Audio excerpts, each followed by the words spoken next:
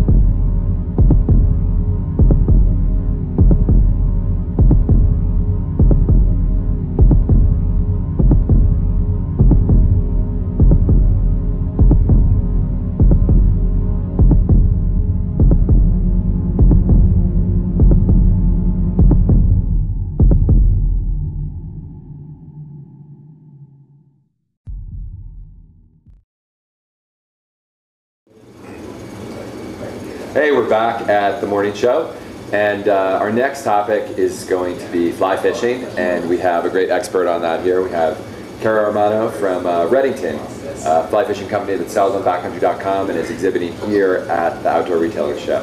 I think the biggest question a lot of people might have is, why is fly fishing part of the outdoor industry that people think of as kind of hiking, biking, you know, not having anything to do with fishing, was what old guys do or something, right? Yeah, exactly. You know, fly fishing is obviously one of those things that people in the outdoor industry do, whether it's present or not at the Outdoor Retailer Show. Hasn't been for a long time, but this is Redington's second year at the show. We had great success last year bringing some of our products into outdoor specialty stores that wanted to cater to those customers that, you know, maybe with a family setting, going camping or backpacking or that kind of thing, and want to bring some fly fishing gear along. So it really does fit right into the outdoor industry really well, and we've seen really good success with our efforts there, and so I think it's a pretty natural fit for the fly fishing world to kind of be molded into the outdoor industry. And you guys appeal to both like hardcore fly anglers, right? Yeah, as definitely. well as you have ways to get people into the sport who haven't been into it before? Exactly.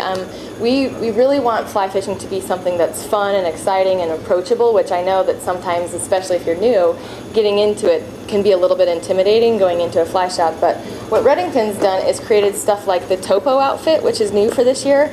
We want to make it as easy as possible for somebody to get out there. So it's an outfit with a rod, reel, already spooled to the line.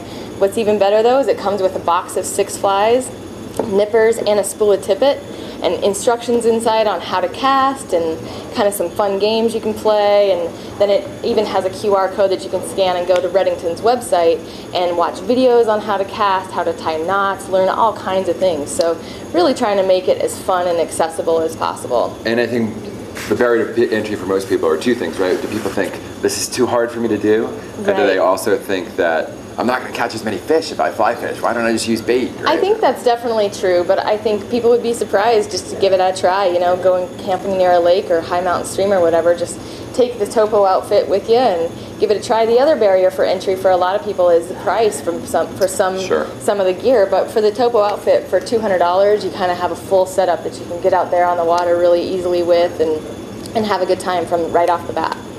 Now, I think another myth around fly fishing would be that it's just something that these older guys go out and do. And I think you especially prove that wrong, because I've heard stories of you out fishing some gentlemen who thought very highly of themselves. I think that's true.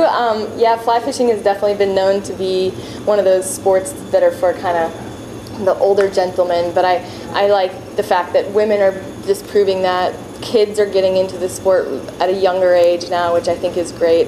And what's great about Redington too is they really want to include the women, so they've created great apparel for women to wear, and it doesn't really look like you have to be wearing it just to fly fish, anything like that. So you can kind of wear it doing anything, whether you're camping or backpacking or even going out to drinks with friends or anything like that. So.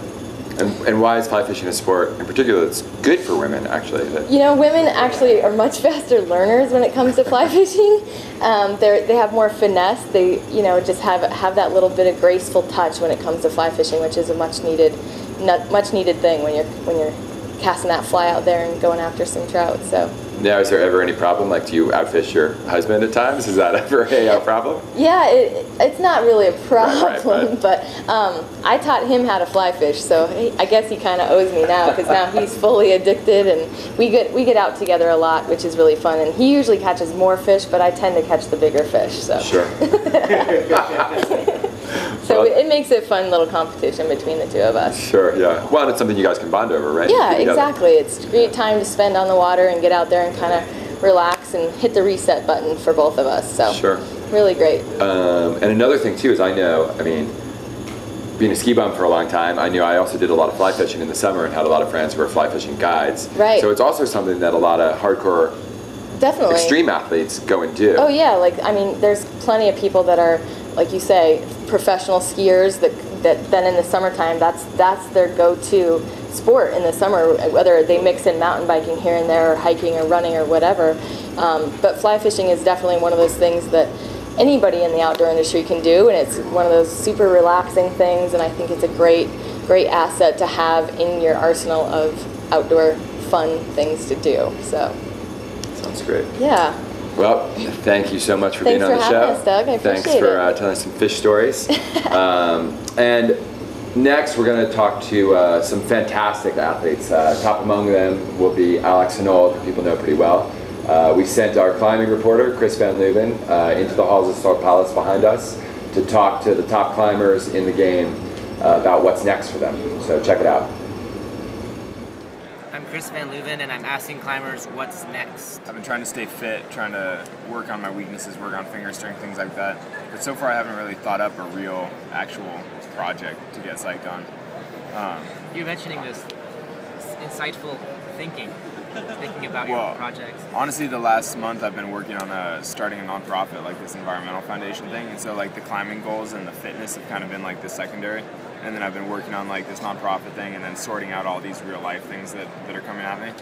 And so I guess what's next for me is like, and actually I'm almost done, but I've almost sorted out all the real life stuff. And then I'll just dive back into like pure climbing goals, which I'm really looking forward to. I mean, I'm already starting to think about different things in Yosemite next season that I could do, maybe like hard free routes, maybe some first ascents, like, so I'm starting to like fantasize about different ideas, but for now I'm still like working day to day on like this other stuff that I'm doing. But I think that's kind of the natural cycle. Like you do a big goal and then you have kind of a dead period and then you start to be like, well, that could be fun or that could be cool, and then they sort of crystallize into like one specific thing that you really want to do. And I'm heading to the Pacific Northwest, where I'm going to chill in Central Washington for a little bit, doing a little bit of bolting, maybe a first ascent, which would be cool, before heading to Banff, Canmore area, and the Canadian Rockies. Psyched to check out Assafail. Normally a big ice climbing area, but you have a small window, some like really awesome, pristine, beautiful blue limestone with hard sport roots. So hoping to get in shape on this like huge hike and get super motivated. It's been kind of like a lull in the summer with like family and different kind of obligations, which has actually been kind of refreshing and nice, and not just to be on the project mode. So I'm feeling, I don't know, kind of revamped and around all these like cool athletes right now, and it's getting me super psyched to try hard again. So that's the next step.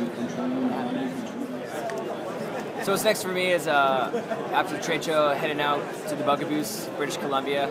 Got a nice little project out there that I'm super psyched on, and pretty much I'll spend the next 3 to 4 weeks up there climbing, working on this route, and after that I fly straight to the Ukraine to go climb on big limestone walls. So kind of, we'll make the switch from the granite splitters to more of the limestone sport climbing stuff, and super psyched to continue kind of climbing and getting off the ground. That's a good look ahead. Do you have a third project beyond that? A third project beyond that? Not at the moment. I am going to China for like a cool climbing festival. I was there in November, and we started establishing a trad climbing area, this big sandstone place in southwest Yunnan. and the North Face is throwing an event there. So I'm going to go back and kind of teach some of the locals how to, you know, place cams and crack climb, and yeah. What's next? I've got a bit of a whirlwind trip. Well, my life has turned into a whirlwind right now. Actually going to head up on the Diamond, which I'm really excited about. That was just came out 2 minutes before. So I've been wanting to climb on the Diamond for a while, and that's a very short-term goal, but yeah, do a route on the Diamond, and then I'm heading off to Norway to get on some big granite walls up in the north of Norway, which I'm also really excited about. And then as a longer-term goal, something that's been on my mind for a long time, and another one of those life goals that I was always dubious as to whether I can get it done. I've come really close to it several times over the last few years, is Punks in the Gym. It's the first 14A in the world, done by Wolfgang Gulisch in Australia.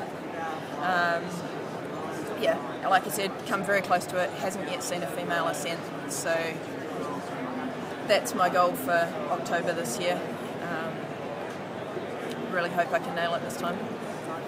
For me is going back and training and doing community work within the Grand Junction climbing community.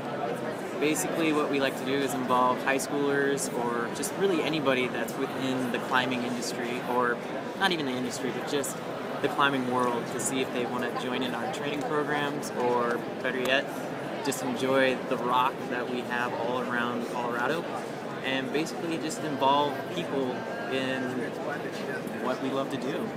Like, there's a big, wonderful amount of people that are part of everything, so that's what's next. It's just training and getting ready for the next end. So over the next few weeks I'll be shooting rock climbing in Western America, specifically in California, Idaho, Colorado. And then down in Tahiti in October, I'm going to be working on a black pearl farm. I'm going to shoot a story down there. They culture and harvest black pearls. So I'll be diving underwater, using a water housing, getting all sorts of cool visuals, and telling a great story. Really looking forward to it.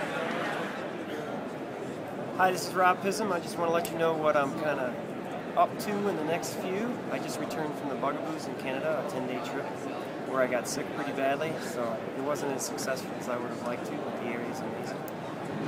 In another week, school starts again, so I'll be teaching high school kids in Grand Junction, Colorado.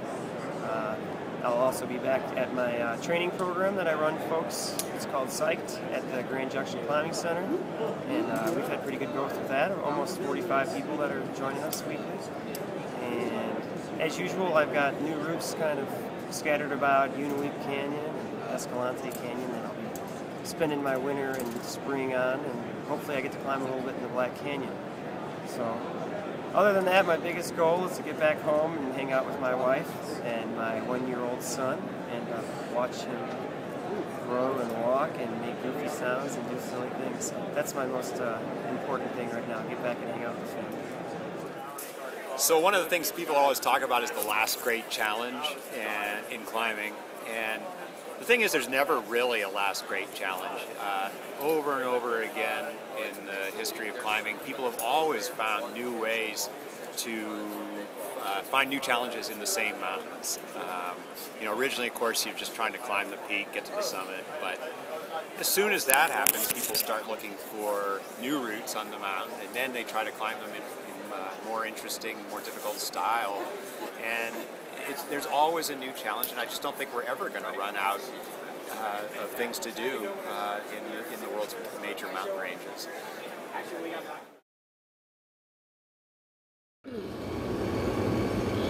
Hi, and welcome back to the morning show. Before we get started, I just want to remind you that if you have any questions for any of our guests, you can send those as either comments under the live stream feed in the Facebook page at backcountry.com, or you can send them via Twitter. Our hashtag is #morningshow. And if you have any questions for our next guest, that would be fantastic. Here with us, we have Alexandra Bombach, who's the founder of the MoveShake film series that's starting right now, and one of her first subjects, Shannon Galpin, from Mountain to Mountain, an organization that's empowering women across the world.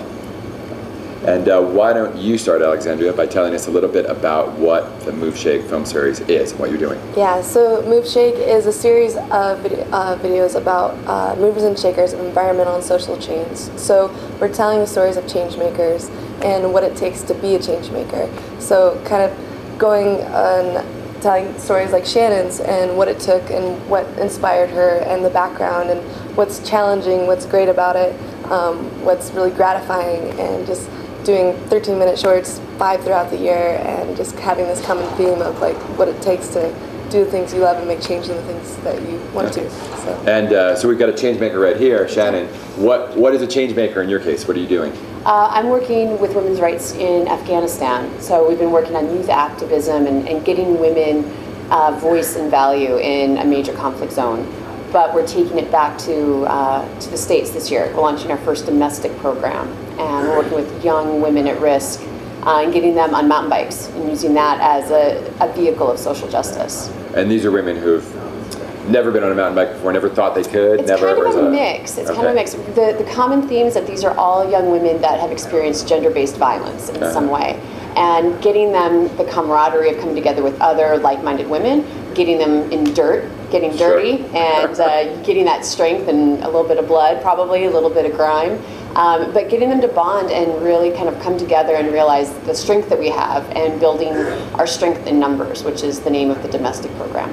And along the way, getting into other sports like mountain biking. Exactly. And along that note, I heard that you also are the first woman to mountain bike across Afghanistan, is that true? Yeah, they're across the Panjshir Valley in Afghanistan. I was the first woman to mountain bike there in 2009, and then I returned in 2010 to bike across the Panjshir Valley. It's one of the few countries in the world where women can't ride bikes. And so the fact that women can't use the bike as a vehicle for social justice like they can in a lot of other countries, we decided to use the bike back here as a way to raise awareness for our work in Afghanistan. Oh, interesting. But were you in danger of being in a bike? In a country where women aren't allowed to? It's not a safe place to go biking, for sure. But there are a lot of great connections that I have there that helped ensure that I was safe enough to do it. There was acceptance because I hold this unique third gender. I'm an honorary man when I'm in Afghanistan as a foreign woman.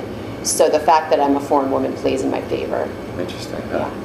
And now, Alexandria, how did you find Shannon? How did you decide you were going to tell this story? Well, I met Shannon through a friend at Mountain Film in Telluride, and saw her give a talk there and was just immediately connected to her ideas and creativity, and just creating her own blueprints. She saw something that she wanted to be done and just got after it.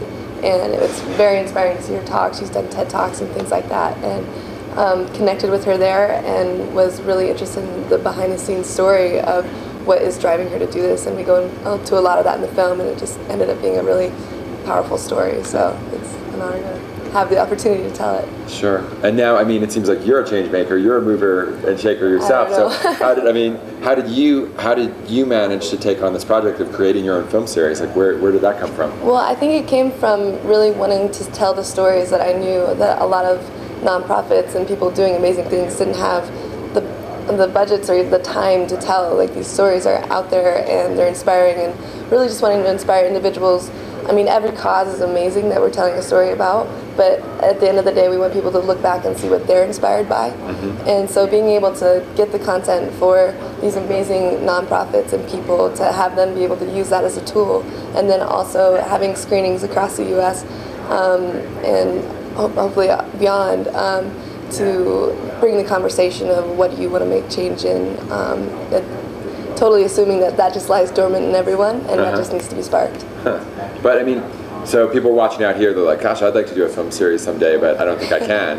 How would you prove them wrong? How do you think anyone could do a film series? You work 8 days a week. Yeah, filmmaking is just a really hard job, but I feel really lucky to be in the outdoor industry because I have wonderful companies who support me, and it just makes it for a great life. Yeah, I think just working towards a specific goal and a specific theme, if you're trying to tell a story, is really important.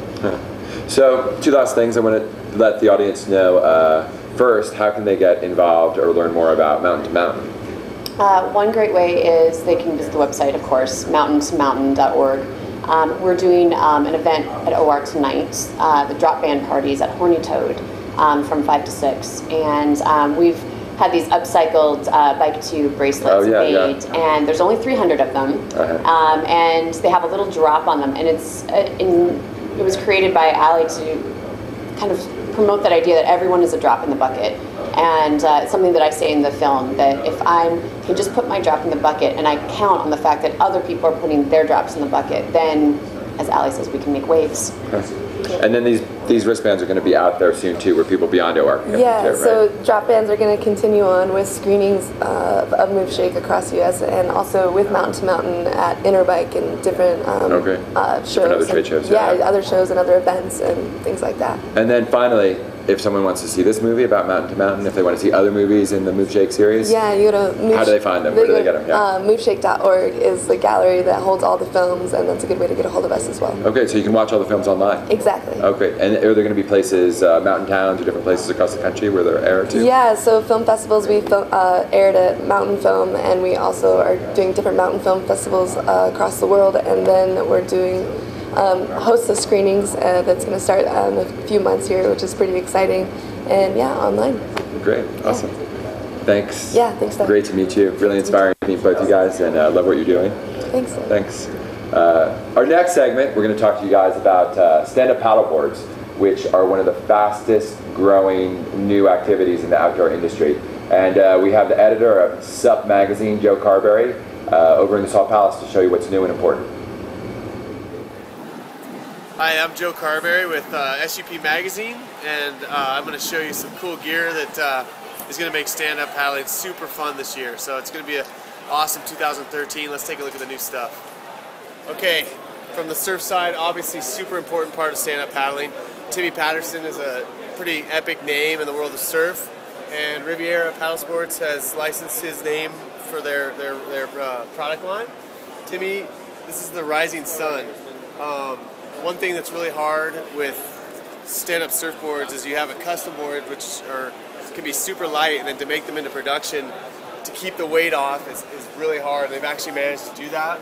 This probably weighs, I don't know, it just feels super light, a lot lighter than other production boards, but this is an 8.2 Rising Sun. It's going to be available for 2013. Pulled in nose, fishy tail. I just checked my emails. It's a 5-box, meaning you can run it as a thruster or quad. Really cool board. Excited to see how this works for 2013 in the waves. Alright, this is the Bullet 17 from SIC. It's a downwind board that kind of crosses in so you can use it more places where you don't have that prevailing wind all the time.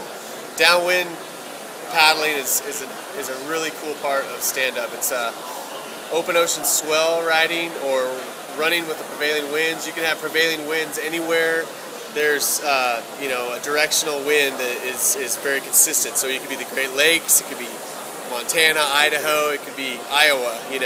What you're doing is you're trying to find a wind direction that is consistent enough that you can do a shuttle and do a 15-miler and go point A to point B and get little glides. And the 17-foot Bullet allows you to do that. What it has here is a Sandwich Island Composites. Mark Rappahorst is a super big name in the downwind scene. What he's done is created a real stable board that can obviously be used in the high end of the sport, but also by users that want just a fast glide in open waters. He's integrated a carbon fiber foot rudder system, and it's directional, so it's opposite of regular rudders. A regular rudder, if you pushed it this way, you'd actually go that way. So this, like, if I go like that, I'm going to go right. If I go like this, I'm going to go left. So a really cool board for the downwind, from the downwind market, that's going to cross over for general use in open water, anywhere you find yourself paddling. All right, this is the Trident Ultra from Global Surf Industries, the same makers of NSP. They've actually taken a little different approach with their paddle. They have brought in the blade, kind of shortened it up a bit, and just downsized it so you don't get that wobble. A lot of times when you put your stroke in, you get a big stroke, you get kind of a wobble or a little turn feel with your blade. that's what they've done is they've kind of like decreased the surface area to create less wobble. It's kept with the carbon. You have it in a fixed blade and an adjustable, so you still get your power, you still have your rigidity, you just don't get that wobble through the water. So that's kind of cool. We'll see what happens with that this year in the SUP market. And that's kind of our rundown of exciting stuff for 2013. Again, I'm Joe Carberry, the editor of SUP Magazine. Check us out at supthemag.com, supthemag.com.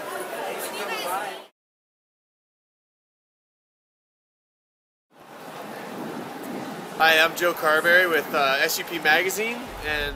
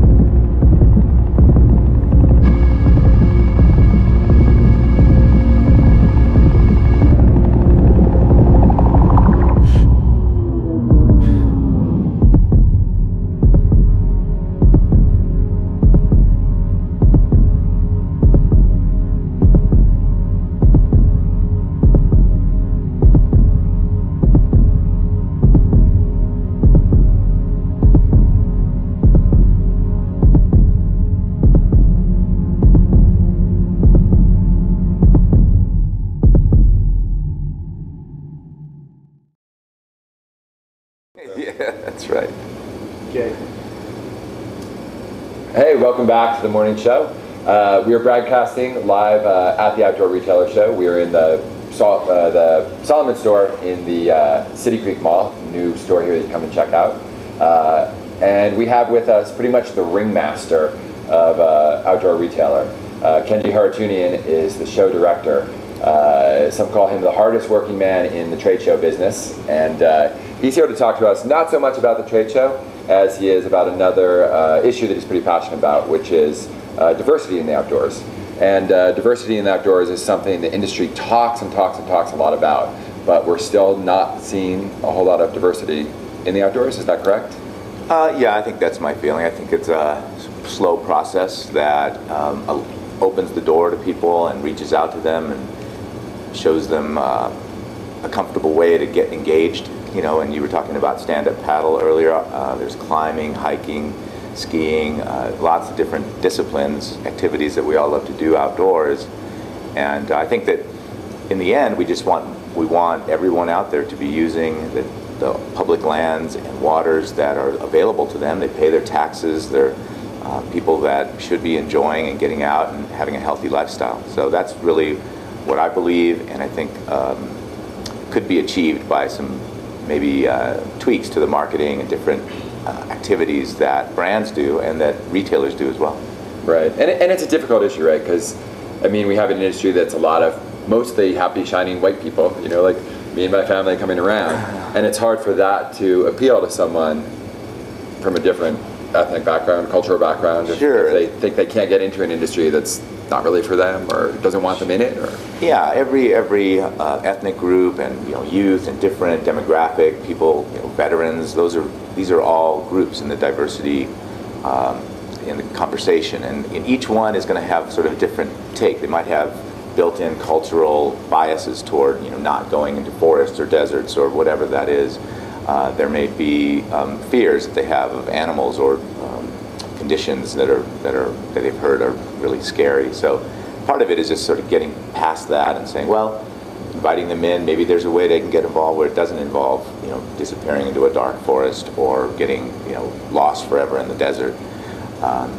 So addressing some of those fears, but mostly I think it's sort of just showing people themselves in that environment. And what I've learned in working for many years in the industry, and particularly with populations in the urban core, is that it's a different message. When working as an outward bound guide or as an outdoor skills instructor, if you take someone out and you show them an amazing experience, you go out to Joshua Tree or you backpack through the Sierra, and they come out the other side, but that experience lives in a bubble for them. They come back to the city. Right. It's sort of a dream thing, you know, that somebody took them on this trip that was from a different culture, from a different place. They came back, and that was really great, but I can't, that's not for me, you know, I live here. Right. I live in the jungle. I have to do the things that the jungle requires me to do.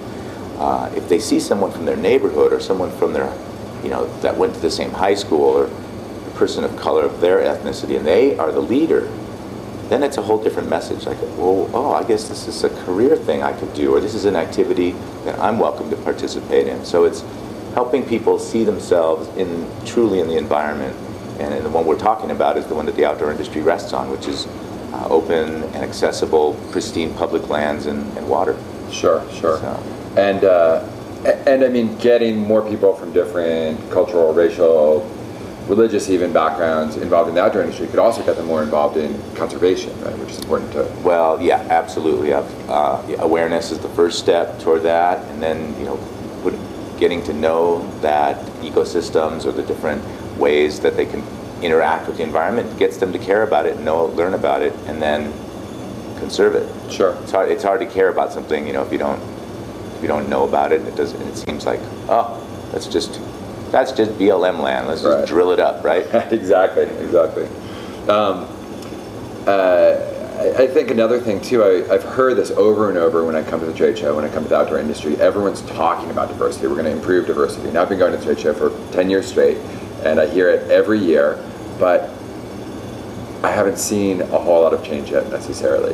What's it going to take to really make things change in that way? I think that's an open question. I think that I have the luxury of being able to go to other shows and other industries to learn more about how shows that are on the cutting edge do things. You know, what kind of treatments do they use in the entrance? How are they using video and social media and all the different elements? And, you know, I'll just describe one show that I really love to go to. It's the NAMM show, which is the music merchant show. Sure, yeah. And it's in Anaheim, so it's close by to where I live. And I go to that show, and I always think, you know, outdoor retailer and the outdoor industry is going to be like that when it grows up. You know, because you go in there, and there's every walk of life. There's you know, turbans and dashikis and kimonos and, you know, tight leather pants and every color. You know, nappy hair, long dreads, short, you know, buzz cut, whatever. Everybody's there because everyone gets the message that the music industry puts out, and it's really simple. Making music makes you smarter. They put it 20 feet tall in the convention center. Everybody knows it. It's a mantra in that industry, and they've been able to penetrate the schools and the communities, regardless of ethnic divisions or religion or race. You know, music appeals to everybody. It's sort of a universal language, and I think that the outdoor industry has that same potential, but we don't have that. We don't have that mantra. We haven't been able to simplify it down to sort of a basic thing that everyone gets. But you and I know that going outdoors and breathing fresh air and sleeping under the stars and hiking in the natural environment or doing whatever you do is a really healthy feeling thing. You know, I went on a trail run this morning, and I feel great, even though I didn't get very much sleep last night, and I'm sure I'll hit the wall. Right. So I know we know inherently that it's good for you, that it's a positive thing, it's healthy activity for people. But how do we say that, or how do we get them to want to do it? So I think we just have to find our voice on this as an industry, and there's a lot of conversations about it.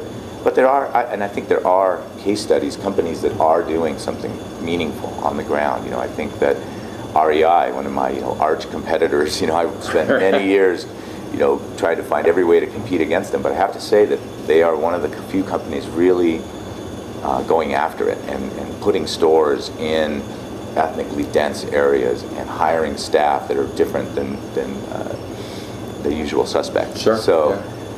And there's other companies too, but so that I think taking those case studies and blowing them up might help to show what success looks like and what real activism looks like when it comes to taking our story to a broader audience. That's great. Now, what if there's someone watching out here who's from a community or from a place where there's not a whole lot of people interested in outdoor sports around them? What would you say to them? How could they get more involved? How could they follow this passion or learn more about it? I think that the retail store, the retail environment is the place to start, because that's where every community has a little outfitter or an outdoor shop.